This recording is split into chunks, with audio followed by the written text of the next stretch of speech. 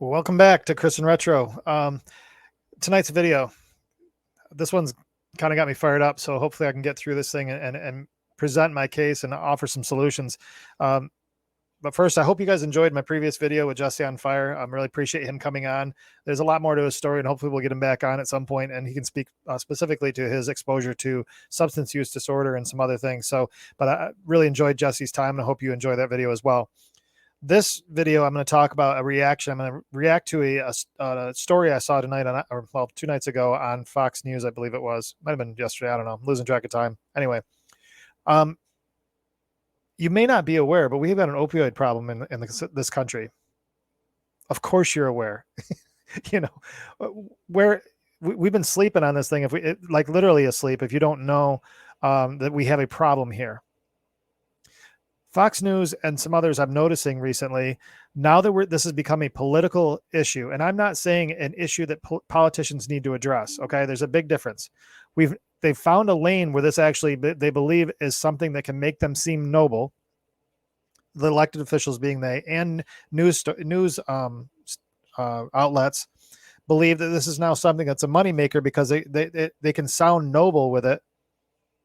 And hopefully resonate with a population that's struggling with addiction. They also seen the reports coming out that realize there's a lot less of the us normal people than they thought. There's a lot more of us, addicts or those of us in recovery than was realized. Where a significant portion of the U.S. population has at least first degree of separation from addiction. So it's a wide swath of people in the U.S. are impacted by this and are sensitive to the subject. As I'll get into the video and I'll explain some of my positioning a little bit differently, I think probably than what I'm doing right now. But I guess my point on this is, where has everybody been? The known stats that have really been pumped since 2019 show 70,000 overdose deaths. 2020, we showed 90,000 overdose deaths. 2021, we show over 101,000 overdose deaths. And then, and so on and so forth. I mean, 2022 is climbing over that too. These are deaths. That's not the people that were saved through Narcan. These are the ones that actually didn't make it. How is this now something that's becoming a political issue? And there's portions of that I'm thankful for. So I just talked about, the increased access that came from some legislation that just came out, but that was born out of a population of people that have been working in this work for a long time. It's not about elected officials that we currently have. It's people that have been around this for a long time. I don't think, candidly, I'm not sure there's a way to heal all those that are actively using, and some of the people that are being portrayed in this video I'll share with you shortly. I don't know there's a way to heal people in that space. Generally speaking, I think the stats are pretty grave. My opinion is the work really has to be in that preventative stage. Most addiction comes out of some kind of real pain or trauma or medical intervention through an injury that turns it into an addiction. There's all kinds of reasons why it starts, but it starts somewhere. If heredity is the issue, prevention is still the measure. It's still education and prevention. It's still that measure. The video I did around the SAMHSA report showed our adolescents, 12 and older, 1 in 5 of them had a significant mental health event in 2021 that led to impairment. That's pretty important to know. And a lot of those mental health events turn to a place of pain for people, and they got to hide. The only way they can get away from it is a substance. Prevention is the way for us to stop the future. But right now we've got this big problem that people are now using as a political agenda. And I don't see it really leading towards a solution, because we're holding up images of people using drugs. And I don't think that's not the solution. Now, I'm going to caution those as I play this video. If you do have a substance use issue, or you've had a history of it and you're triggered by, IV drug use of any kind, Fox really showed no care and even zoomed in on some of this stuff with what I consider to be zero sensitivity to the population behind this thing.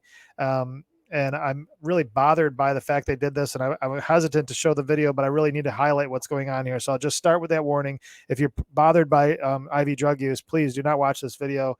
Zoom to the end. I'll offer some solutions and not play the whole video here, but it's about a 5-minute video. I don't think I'll get through the whole thing, but let's kick it over to this, and I'll share some perspectives I've had on what they're sharing.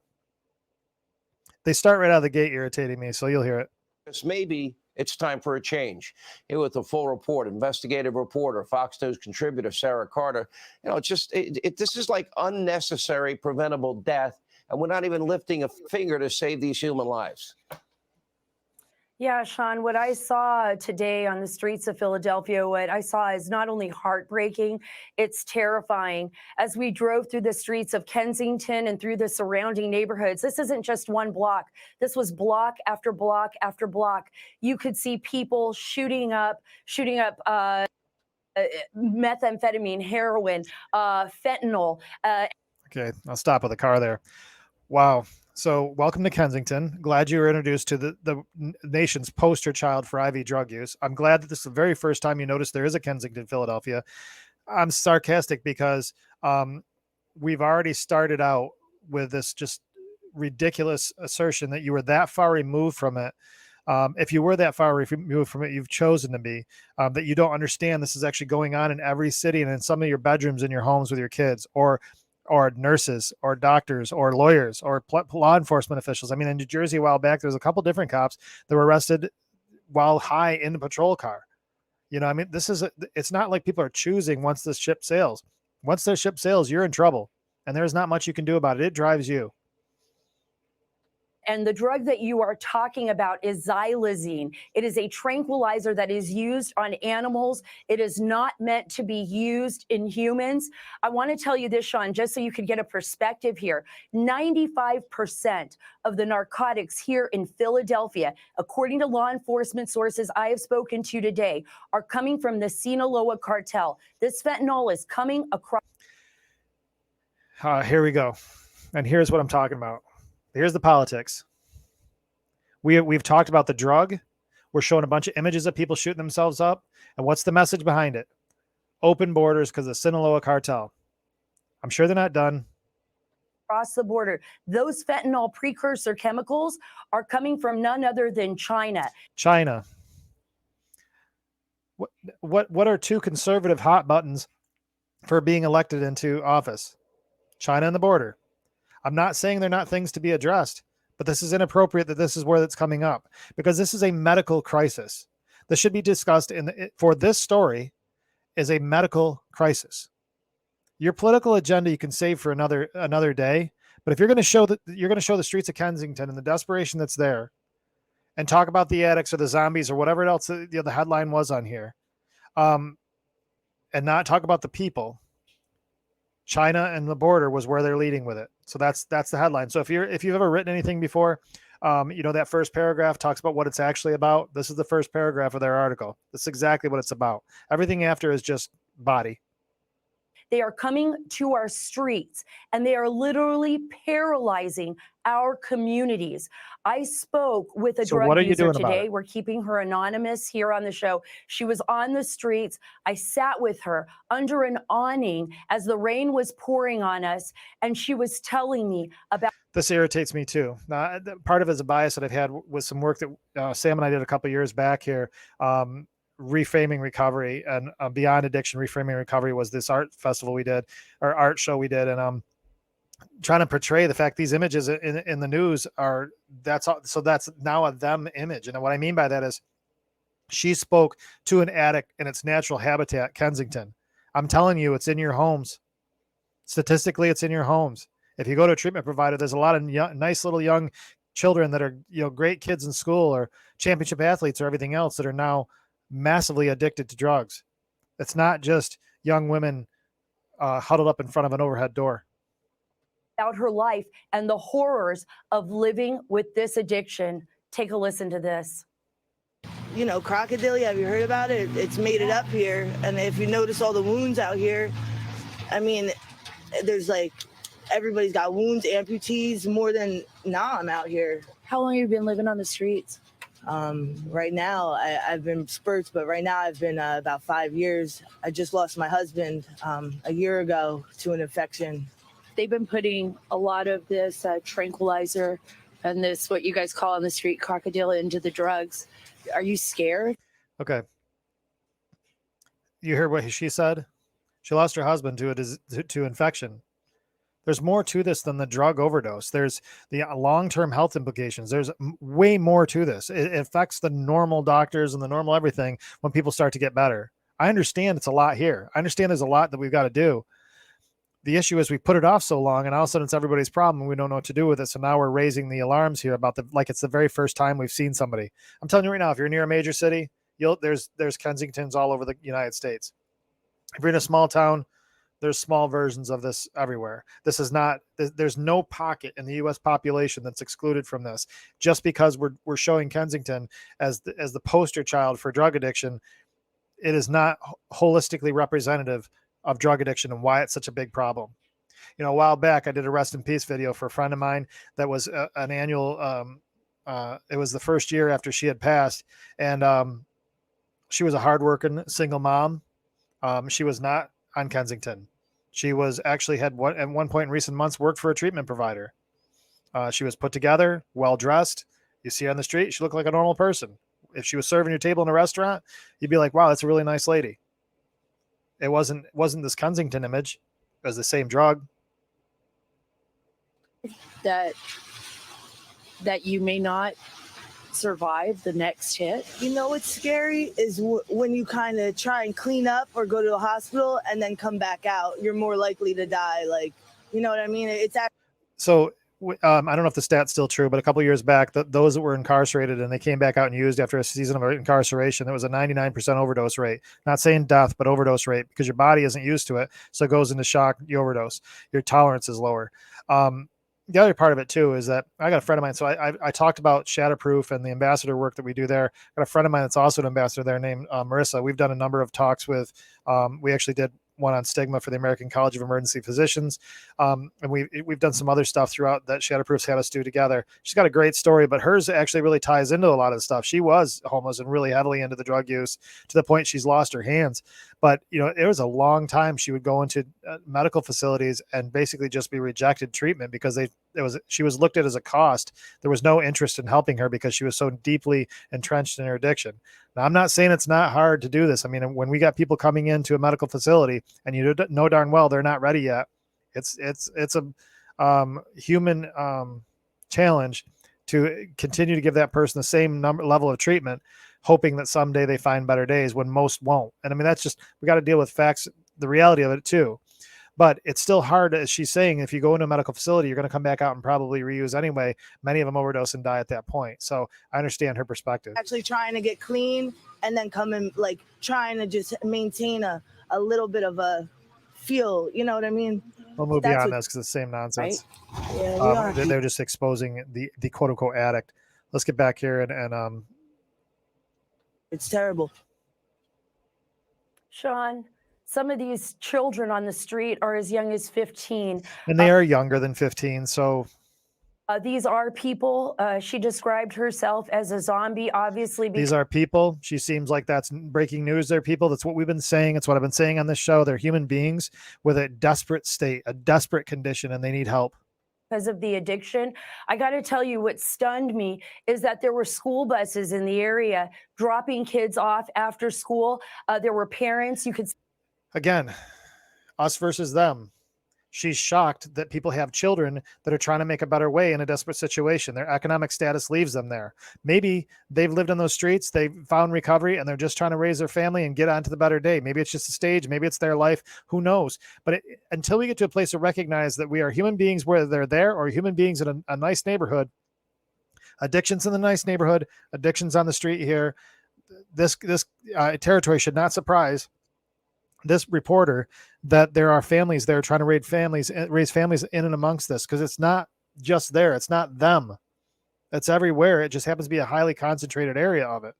See that they were good parents, by all means, mothers walking with their children, trying to navigate thank God buses are still going around there. the drug use. You know, thank God families are still committed in those environments. Thank God mothers and fathers are being warriors for their kids in those terrible environments and seeing a better day for them. Who knows what those kids are going to be someday? The possibility, because their family stuck by them and got them through a really bad situation. It's a freaking war zone. Around the drug dealers. And I thought to myself as a parent, you know, This is someone's child. This girl is on the street, but she is someone's child. These are Americans. Now, I applaud her willingness to be relatable. So she's trying to understand as a parent through her mindset. But do you hear it? It's their situation. You know what I mean? We're only going to invest so much as long as it's their problem, and those parents I can understand as a parent, not that parent, a parent. You know what I mean? That as long as we could still go down this road, we're going to still be shocked by this whole world that's out there when it's actually our world.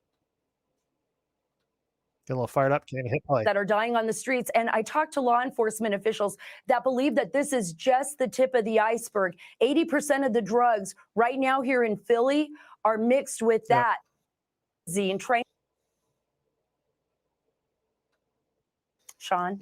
Sarah, I mean, what a chilling report, sad report. I mean, these drugs basically are people committing suicide. They're killing themselves right before our very eyes, and our children are seeing that as well. A well-done report. I mean, not for nothing. If you think about the alcohol consumption in this world, and even on by many of these newscasters, they're killing themselves too. It's just taking longer. Sad to see. People need to wake up. We can fix this. I love the noble intent here. We can fix this. Well, you're not going to fix it by reporting from a studio here. You're not going to fix it by letting the same crap perpetuate. I almost guarantee when this show goes off, they're on to other things. I'm curious to see if either one of them is actually going to go down and do anything in those communities to try to help. The fact is we cannot fix the totality of the problem. The ship has sailed. There's many people going to continue to die. They're not going to be fixed. Those people, those humans are going to die. However, where we can fix things in this situation going forward is prevention. Let's get with these 12-year-olds that are having problems beforehand. She's talking about 15. It's well before 15. It's 12 is what the SAMHSA just showed, is at 12 years old is where some of these mental health issues have really manifested themselves into very debilitating ways. So that's the video in terms of what first set me off. But, you know, I try to provide some solutions on this, and it's kind of hard, you know, when I hear some of this crap, because it's like, where do we go from here? You know, the drum has been beat over and over again. You know, locally, we've got a behavioral health organization. It's over 5 counties. They've got understaffed, overworked, underpaid, underqualified people on staff. We've got New York state law that's got bail reform. So they've got a very challenging population with no security. And then on top of it, with the funding and the way it's mismanaged, they now just had another layoff. How is it possible with this extraordinary, in any other industry, that if you had a demand so high, the last thing that would be happening is layoff? But we've ignored it so long, and it's become such a problem. It's a crisis to the point that by the time the money is actually allocated to go take care of this problem, it's so far late that it takes forever for it to get caught up. And then this thing just continues to steamroll. There's absolutely a tidal wave coming, especially after all the isolation from the pandemic. There's a lot of people that are really hurting, and this thing is really taken on a life of its own. To the same point, those that were in seasons of recovery, many have had a really hard time getting through, you know, the isolation and making it out with a clean bill of health and not finding themselves in a reoccurrent state. So what do you do about it? Well, the take home for me is that pick a program, any program, get involved. If you want to get involved in kids' lives, even if it's not about substance use, do it. If you know, if there's a youth program and a sports program where you want to be a coach, do it. If there's a place where you can be a volunteer in the school and help with the kids in school, do that.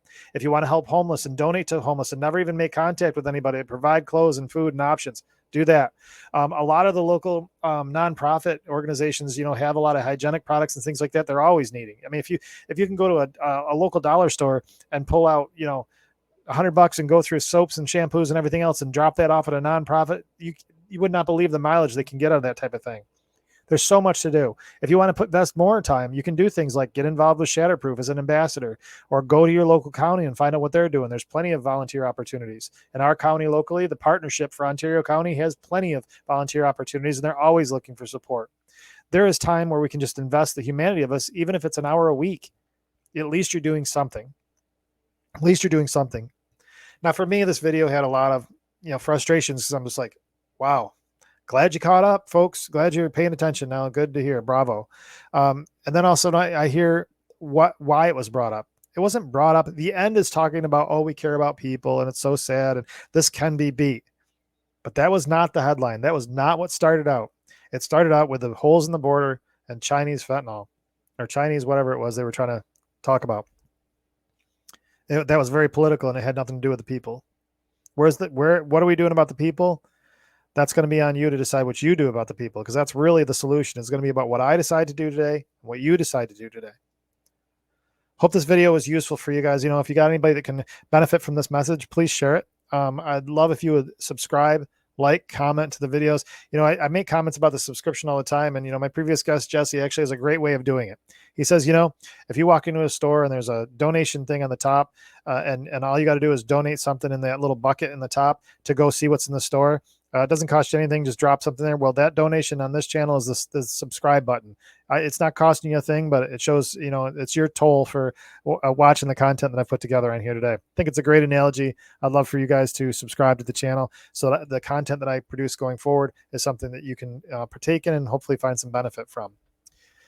Until my next video, I hope you guys stay productive and stay out of trouble.